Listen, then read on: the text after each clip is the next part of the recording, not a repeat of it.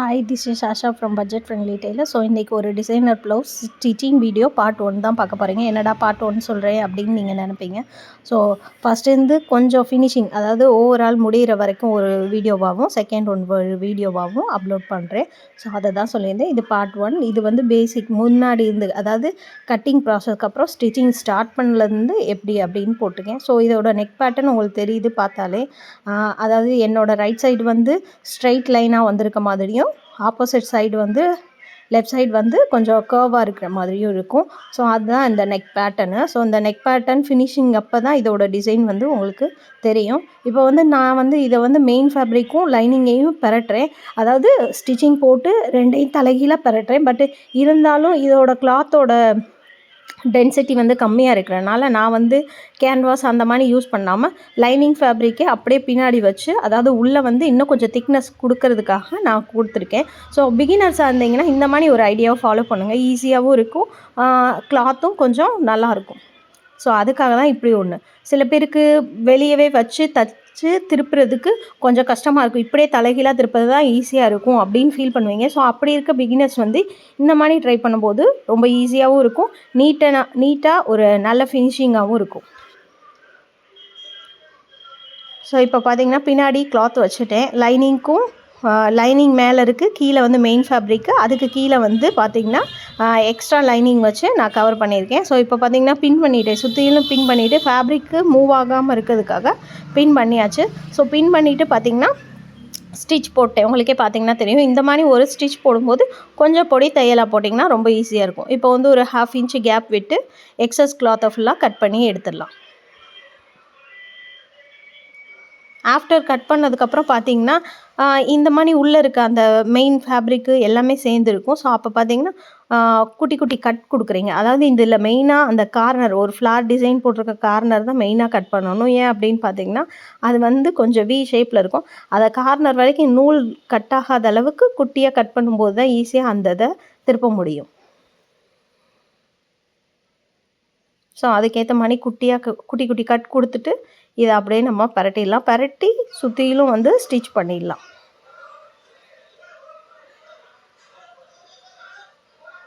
இந்த மாதிரி துணியை லைட்டாக நீ விடும்போது அப்படின்னு பார்த்திங்கன்னா வெளிப்பக்கமாக இருக்கிற அதாவது உள்பக்கம் இருக்கிற லைனிங் மேலே தெரியாத அளவுக்கு இருக்கும். ஸோ அதை நம்ம ஸ்டிச்சிங் சைடுமே பார்க்கலாம். இருந்தாலும் இப்போ நெக் டிசைன் உங்களுக்கு நல்லாவே தெரியும், பார்த்திங்கனாலே தெரியும். ஸோ இப்போ சுற்றிலும் ஒரு ஸ்டிச் போட்டு பின்பக்கம் கீழே மடிச்சடிச்சு டாட்டும் பிடிச்சிட்டேன். இது ஹைட் கொஞ்சம் கம்மின்றனால 3.5 வச்சுருக்கேன். இப்போ ஃப்ரண்ட் சைடு கிராஸ் பீஸு பார்த்திங்கனாலே தெரியும். லைனிங்கும் கிராஸ் பீஸு, மெயின் ஃபேப்ரிக்கும் கிராஸாக வச்சு ஸ்டிச் பண்ணுறோம். இது சுற்றிலும் இப்போ நீங்கள் கவனிக்க வேண்டிய விஷயம் என்னென்னா, டாட் எப்படி வைக்கிறது அப்படின்றது தான். சரிங்களா? அதாவது நான் ப்ளவுஸ் அடிப்படையிலையும் டாட் வைக்கிறது எப்படின்றது ஒரு வீடியோவாக போடுறேன். பட் நீங்கள் ஒருவேளை கன்ஃபியூஸாக இருக்குது, எனக்கு டாட் எப்படி வைக்கிறதுனே தெரியலை, அதில் சின்ன ஒரு டவுட் வருதுன்னா இந்த வீடியோ இந்த இடத்துல கொஞ்சம் ஸ்கிப் பண்ணாமல் பார்த்திங்கன்னா உங்களுக்கு தெளிவாக புரியும். ஏன்னா சின்ன எக்ஸ்ப்ளனேஷனோடு நான் அழகாக உங்களுக்கு சொல்கிறேன். இப்போ பார்த்திங்கன்னா லைனிங் கிளாத்தையும் மெயின் ஃபேப்ரிக்கையும் வச்சு சுற்றிலும் ஸ்டிச் பண்ணிவிட்டு எக்ஸ்ட்ரா ஃபேப்ரிக்லாம் கட் பண்ணிடலாம். கட் பண்ணிவிட்டு இப்போ நம்ம மார்க் பண்ணுற மெத்தடை பார்த்திங்கனாலே போதும்.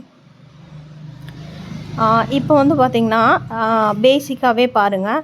இப்போ இதில் 5 இருக்குது, பார்த்திங்கனாலே தெரியும். அதாவது ஹுக்கு சைடு 5 இருக்குது, அதில் சென்டர் பாயிண்ட்டு மார்க் பண்ணுறோம். ப்ளஸ் அதுக்கு ஆப்போசிட்டு 2 சைடும் 1/2 இன்ச், அதாவது ஹுக் பட்டி சைடு இருக்க டாட் 1/2 இன்ச்சில் பிடிக்கணும்.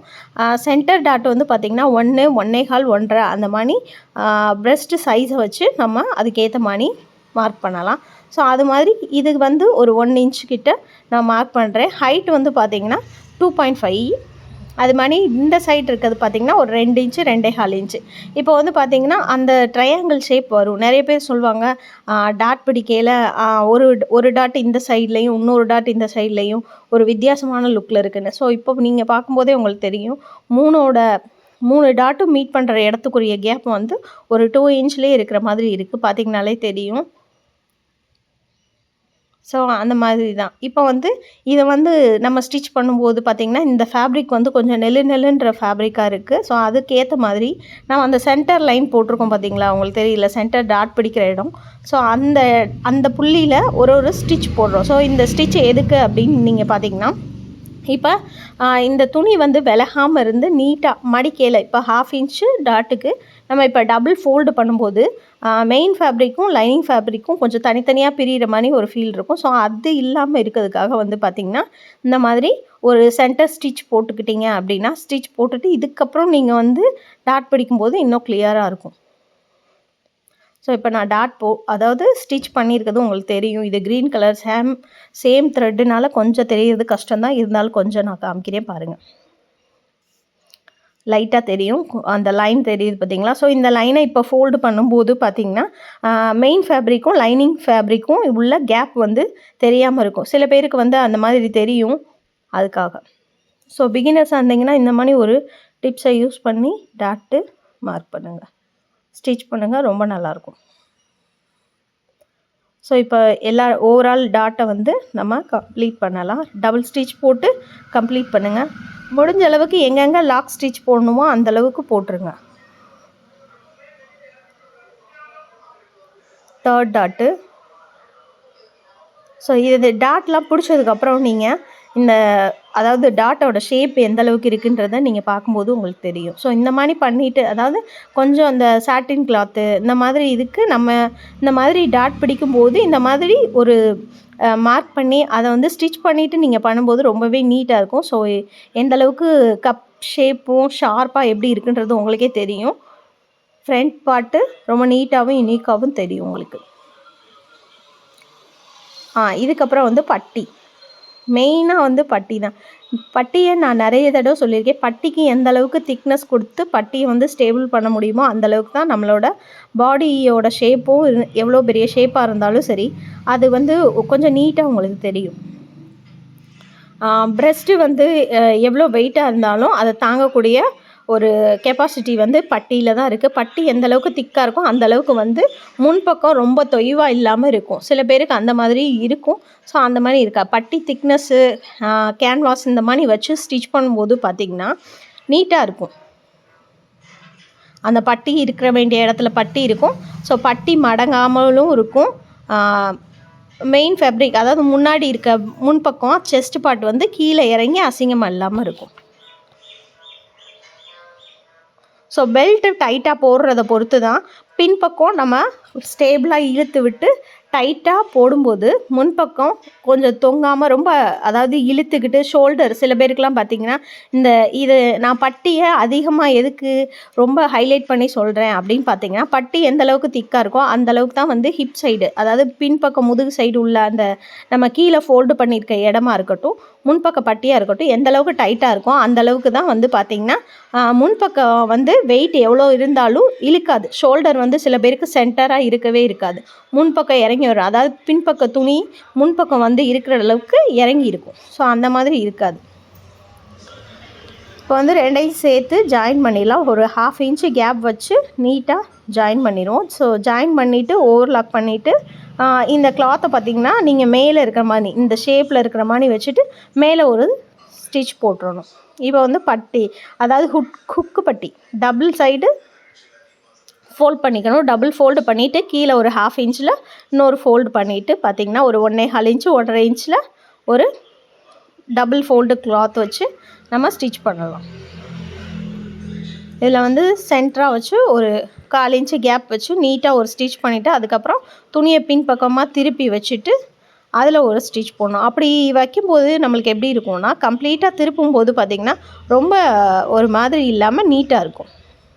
ஸோ இப்போ வந்து சென்டராக வச்சு ஒரு ஸ்டிச் வந்து நீட்டாக போட்டுடலாம்.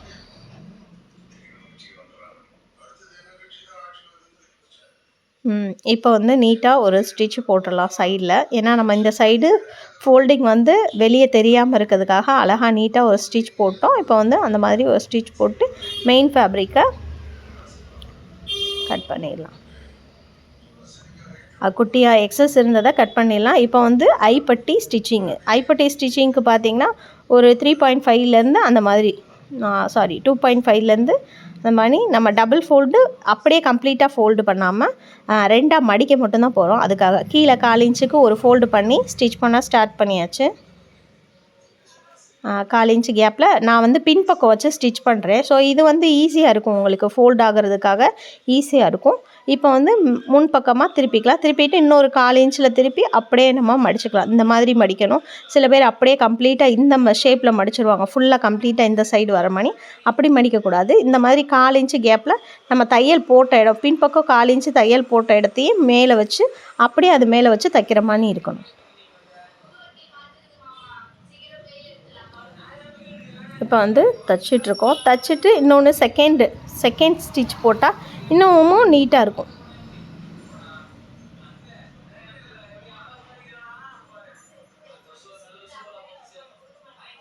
ஸ்டிச் பண்ணிவிட்டு இப்போ எக்ஸஸாக நீங்கள் கட் பண்ணிடலாம். இப்போ வந்து ஐப்பட்டி ஹுக்கு பட்டி ரெண்டுமே வந்து ஸ்டிச் பண்ணியாச்சு. இப்போ வந்து கிராஸ் பீஸ் வச்சு நெக்கை கம்ப்ளீட் பண்ணணும். ஸோ ஒரு 1.25 இன்ச் அந்த மாதிரி வந்து ஒரு கிராஸ் பீஸ் வந்து கட் பண்ணியிருக்கோம். இதை ஒரு ஃபோல்டு பண்ணி சைடில் சென்டராக நீட்டாக ஒரு ஃபோல்டு பண்ணிவிட்டு இது மேலே வச்சு ஒரு 1/4 இன்ச்சு கேப்பில் மேல் பக்கமாக அதாவது வெளிப்பக்கமாகவே வச்சு தைக்கணும்.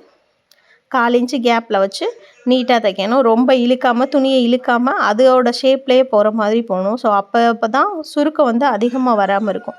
மெயின் ஃபேப்ரிக்கையும் சரி அந்த மாதிரி கிராஸ் பீஸையும் அதிகமாக இழுக்காமல் நம்ம அதுக்கேற்ற மாதிரி ஸ்டிச் கொடுக்கும்போது பார்த்திங்கன்னா சுருக்கம் அதிகமாக தெரியாமல் இருக்கும். இப்போ வந்து எக்ஸஸ்லாம் கட் பண்ணிவிட்டு குட்டி குட்டி கட் கொடுத்துடணும். ஸோ கழுத்துக்கு நம்ம கிராஸ் பீஸ் வச்சு தச்சு மடித்து பின்பக்கம் அப்படியே பரட்டும் போது இப்போ அப்படியே விட்டுறக்கூடாது, அப்படியே திருப்பிடக்கூடாது. நான் வந்து குட்டி குட்டி கட் கொடுத்ததுக்கப்புறம் மேலே துணி பக்கம் வச்சு ஒரு லைட்டாக ஒரு சின்ன ஸ்டிச் கொடுத்துருவேன்.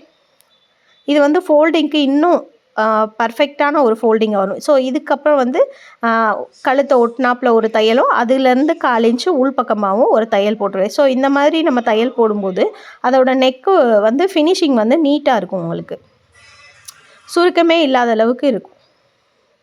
ஸோ இப்போ தைக்கும்போது உங்களுக்கு பார்த்தீங்கனாலே தச்சு முடிச்சதுக்கப்புறம் பார்த்தீங்கனாலே உங்களுக்கு தெரியும். ஸோ எந்த சுருக்கமும் இல்லாமல் நீட்டாக உங்களுக்கு இருக்குது, பார்த்தாலே தெரியும். டபுள் ஸ்டிச் போட்டிருக்கோம், இருந்தாலுமே எந்த அளவுக்கு நீட்டாக இருக்குது அப்படின்றது உங்களுக்கு நல்லாவே தெரியும். ஸோ இன்னொரு பக்கமும் நீட்டாக நம்ம வச்சு ஸ்டிச் பண்ண ஸ்டார்ட் பண்ணிடலாம். சேம் மெத்தட் படி, அதாவது துணியை இழுக்கவும் கூடாது, லைனிங் பீஸை இழுக்கவும் கூடாது, கிராஸ் பீஸை இழுக்கவும் கூடாது, நெக்கையும் வந்து அதுக்கு ஏற்ற மாதிரி நம்ம வளைச்சி தச்சு மட்டும் கொண்டு போகணும். எக்ஸஸை கொஞ்சமாக கட் பண்ணிவிட்டு அதை அந்த இடத்துல ஃபோல்டு பண்ணி வச்சு ஒரு லைட்டாக ஸ்டிச் பண்ணிடுவோம். குட்டி குட்டி கட் ஆக்சுவலாக எப்பயும் போல் குட்டி குட்டி கட் கொடுத்துட்டு எக்ஸஸ் இருந்தால் கட் பண்ணி எடுத்துடணும். எடுத்துகிட்டு பார்த்திங்கன்னா ஃபோல்டு பண்ணி ஒரு ஸ்டிச் போட்டுட்டு அதுக்கப்புறம் வந்து மடிக்கும்போது உங்களுக்கு நான் காமிச்சேன் பீஸு ஸ்டிச் பண்ணி காமிக்கும் போதே உங்களுக்கே தெரியும் அதோடய ஃபினிஷிங் எப்படி இருக்குது அப்படின்னு. வெளிப்பக்கமாக தையல் மட்டும் ரொம்ப உன்னிப்பாக பார்த்தீங்கன்னா தையல் தெரியும். ஸோ தையல் மட்டும்தான் தெரியுது, அந்த இடத்துல வந்து கிராஸ் பீஸ் வச்சு உள்பக்கமாக திருப்பதுக்கான ஒரு சுருக்கமோ எதுவுமே தெரியாத அளவுக்கு நீட்டாக இருக்குது. ஸோ அதுக்கேற்ற மாதிரி நம்ம என்ன பண்ணணும்னா கிராஸ் பீஸை தான் ஃப்ரண்ட் பக்கம் கட் பண்ணியிருப்போம். இந்த கிராஸ் பீஸ் வச்சு தைக்கும்போது ரொம்ப இழுக்காமல் அதோட போக்கிலேயே போய் நம்ம அதை தைக்கும்போது அதோட லுக் வந்து நீட்டாக இருக்கும். உங்களுக்கு வந்து ஒரு ஹெம்மிங் பண்ணால் எப்படி இருக்குமோ அந்த அளவுக்கு நீட்டாக இருக்கும். உங்களுக்கு பார்த்தீங்கனாலே தெரியும் எந்த அளவுக்கு நீட்டாக இருக்குன்னு தெரியும். ஒரு சின்ன சுருக்கம் கூட இல்லாத அளவுக்கு நீட்டாக இருக்குது. ஸோ பின்பக்கத்தை நம்ம ஃபினிஷ் பண்ணிட்டோம், முன்பக்கத்தையும் ஃபினிஷ் பண்ணிட்டோம். இப்போ வந்து ஷோல்டரை ஜாயின் பண்ணிடலாம். ஸோ ஒரு 1/2 இன்ச்சு கேப்பில் ரெண்டையும் ஈவனாக வச்சு, அதாவது கழுத்து வளைவுகள் நம்ம வச்சுருக்க இடத்த வந்து ஒரே மாதிரி வச்சுருக்கணும். எக்ஸஸ் வந்து ஆம்கோல் சைடு, அதாவது கை ஜாயின் பண்ணுற இடத்துல இருந்தால் அதை நம்ம வந்து ஆல்ட்ரு பண்ணிக்கலாம். பட்டு ஷோல்டர் சைடு நம்ம எக்ஸஸ் காமிக்கக்கூடாது. ஸோ ஜாயின் பண்ணும்போது கொஞ்சம் கவனமாக நீங்கள் ஜாயின் பண்ணுங்கள். ஒரு 1/2 இன்ச்சு கேப் வச்சு டபுள் ஸ்டிச் போடலாம். லாக் ஸ்டிச் மெயினாக ஷோல்டர்ஸ், அதாவது கழுத்து பக்கம் கண்டிப்பாக இருக்கணும். இப்போ இதுக்கப்புறம் வந்து நம்ம ஓவர்லாக் போட்டுடலாம். ஓவர்லாக் போட்டுட்டு போட்டாச்சு. இதுக்கப்புறம் வந்து நான் இந்த சைடு ஒரு தையல் போடுவேன். உங்களுக்கே தெரியும் அது வந்து நிறைய பெனிஃபிட் இருக்குது. சில பேருக்கு அதை போட்டு பார்க்கும்போது தான் ஃபீலிங் தெரியும்.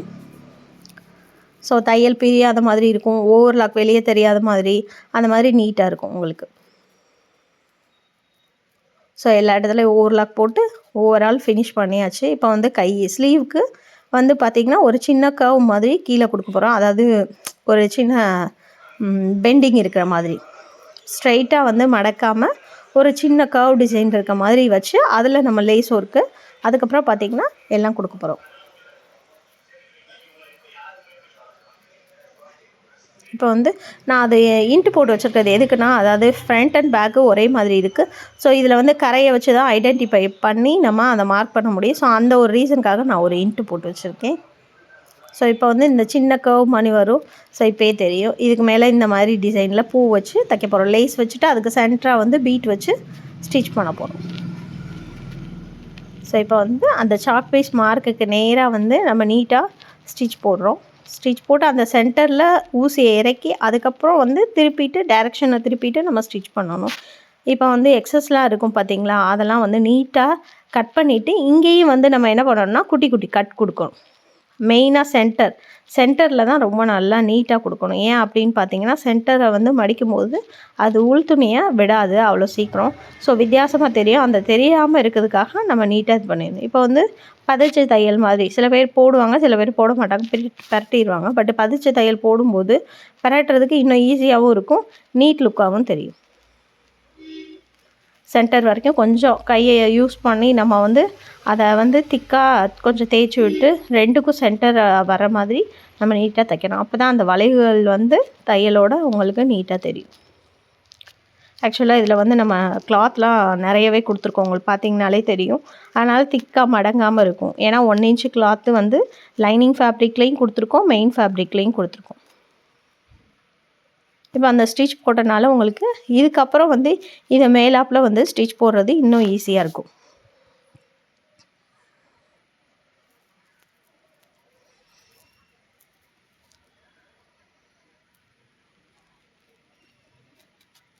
ஸோ இப்போ சுற்றிலும் ஸ்டிச் போட்டுடலாம்.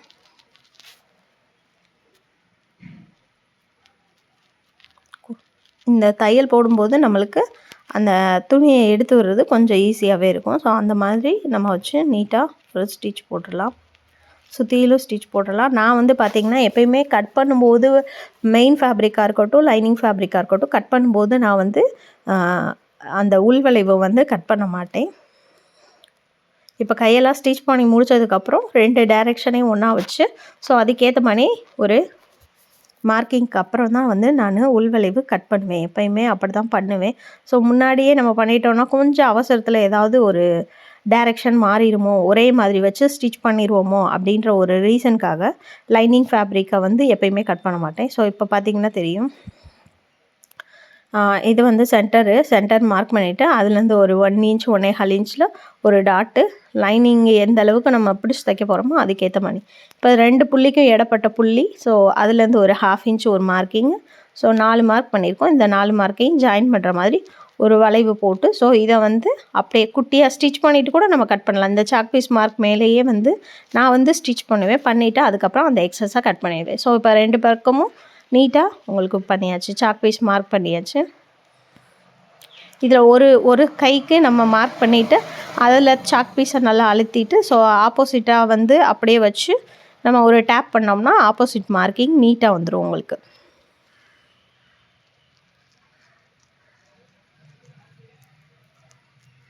ஸோ இப்போ வந்து உள்வளைவு நீட்டாக மார்க் பண்ணி கட் பண்ணியாச்சு. ஸோ இப்போ வச்சு பார்க்கும்போது உங்களுக்கு தெரியும் ரைட் சைடு லெஃப்ட் சைடு உள்ள டிஃப்ரெண்ட்டு நீட்டாக இருக்கும். சென்டர் டு சென்டர், அதாவது இப்போ டபுள் ஃபோல்டு பண்ணியிருக்கோம். இதில் சென்டர் பார்ட்டு அதுக்கு நேராக ஒரு மார்க்கிங்.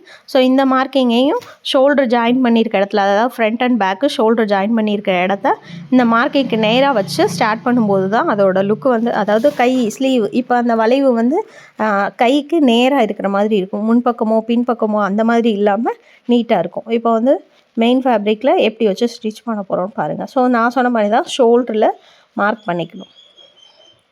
அந்த சென்டர் லைன் வர இடத்துல ஒரு மார்க் பண்ணிவிட்டு ஸோ இந்த மார்க்கிங்கும் அந்த மார்க்கிங்கும் ஒன்றா இருக்கிற மாதிரி வச்சு ஒரு 1/2 இன்ச்சு கேப்பில் ஒரே மாதிரி ஸ்டிச்சஸை நீட்டாக கொண்டு போகணும். 1/2 இன்ச்சு கேப்புன்றது ரெண்டு ஃபேப்ரிக்கும் ஒன்றா இருக்கும்போது தான் அந்த 1/2 இன்ச்சு வந்து நீட்டாக உங்களுக்கு தெரியும்.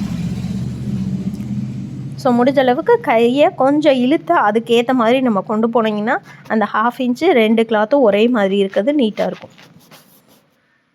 பார்த்திங்கனாலே தெரியும். அதாவது ஸ்டிச் பண்ணதுக்கப்புறம் காமிக்கும்போது 2 சைடு உள்ள ஃபேப்ரிக்கும் பார்த்திங்கன்னா ஒரே லெவலாக தெரியும். ஒன்று முன்னாடி ஒன்று பின்னாடி தெரியாத அளவுக்கு நீட்டாக இருக்கும். என்ன ரீசன் அப்படின்னு பார்த்தீங்கன்னா, ஏதாவது ஒரு ஃபேப்ரிக்கை வந்து ஒரே பொசிஷனில் வச்சுட்டு மேலே இருக்க ஃபேப்ரிக்கை வந்து அதுக்கேற்ற மாதிரி நம்ம இழுத்து கொண்டு போகும்போது 2க்கும் ஈவனாக வந்துடும் உங்களுக்கு. ஸ்டிச்சிங்கும் ஈவனாக இருக்கும், தையலும் ஈவனாக இருக்கும்.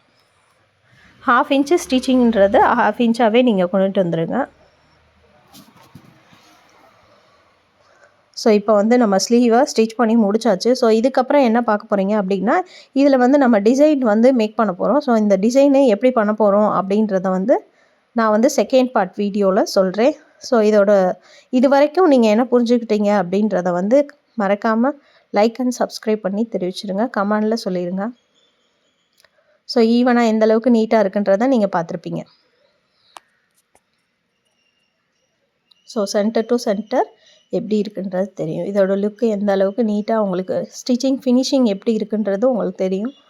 ஸோ ஃபினிஷிங் பர்ஃபெக்டாக இருந்தால் மட்டுமே தான் அதோட அவுட்லுக்கும் ரொம்ப நீட்டாக உங்களுக்கு தெரியும். பார்த்திங்கனாலே தெரியும், எங்கேயும் எந்த ஒரு பிசுறும் இல்லாத அளவுக்கு நீட்டான லுக்காக இருக்குது. ஸோ இது எந்த அளவுக்கு அழகாக இருக்குன்னு லைக் அண்ட் சப்ஸ்கிரைப் பண்ணிடுங்க.